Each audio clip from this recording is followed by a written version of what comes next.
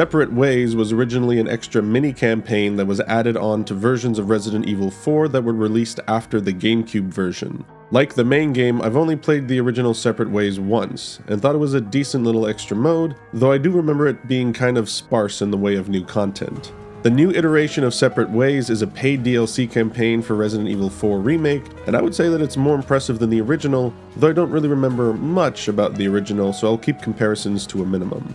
This is just a relatively quick and concise video of my thoughts on the DLC. If you'd like to see my review of the full game, the link will be in the description. There will be mild spoilers for the story of the DLC in this video.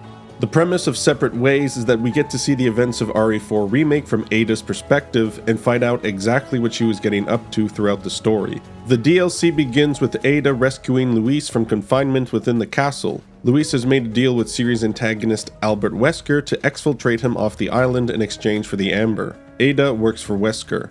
Turns out Luis doesn't have the Amber on him, so Ada needs to help him retrieve it.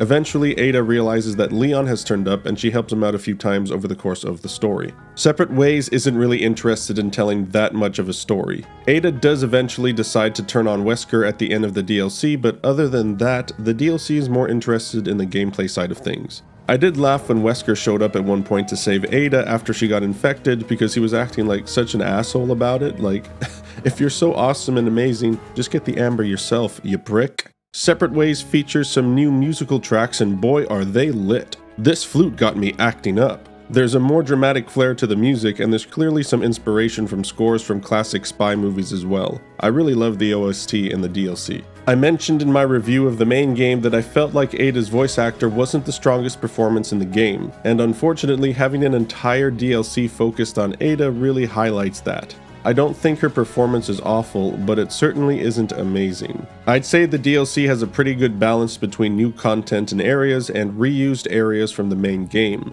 Even in some of the reused areas, there will often be a new part of the area or new path to take that makes it feel more fresh. A lot of the new content for the DLC is actually cut content from the original Resident Evil 4 that didn't make it into the remake, like the massive drill section, the cable cars, the laser room, etc. They even have a version of the U3 boss fight. I will say that technically speaking the game looks as good as the remake, but I did experience more choppiness with the frame rate for whatever reason. The gameplay has seen some cool additions to make this DLC stand out. The biggest addition is Ada's grappling gun, which allows her to grapple onto ledges up high.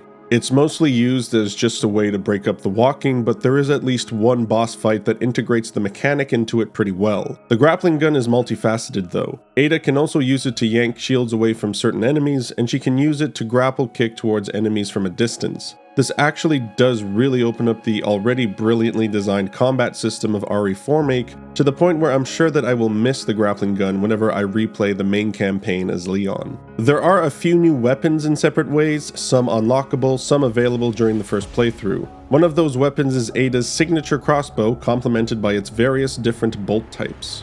Ada has a special contact lens that allows her to see overlays in the environment, but it's only ever used to signify which ledges can be grappled onto, or to follow footsteps a couple of times. It's a pretty moot addition. Mercenaries mode has received some new content as well, though the Mercenaries content is actually a free update that does not require you to purchase the DLC, so it's not actually a part of Separate Ways. I do want to say though that the update was pretty great, adding a couple new characters and a new map. All in all, Separate Ways is a pretty good addition to the Resident Evil 4 Remake experience. It's about $15 Canadian and you get a great 4 to 5 hour new campaign, along with a host of unlockable content. It's funny because a lot of people have pointed out that this DLC is basically on par with the amount of content offered from Resident Evil 3 Remake, which has made me reconsider my opinion on that game a little bit. The bottom line is that if you liked Resident Evil 4 Remake, you're going to like this a lot. I highly recommend it.